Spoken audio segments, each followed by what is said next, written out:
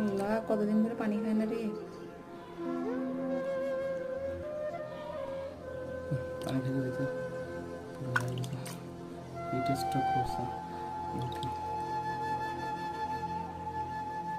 গরমে আরো।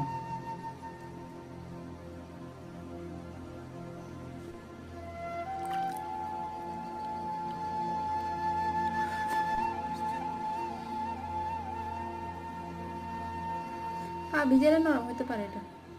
এটা হচ্ছে সুতা, এই নখ একেবারে পুরো ছিঁড়ে গেছে, ছিঁড়ে নখটা ছিঁড়ে, এটা ছিঁড়ে এখানে এখানে আটকে গেছে।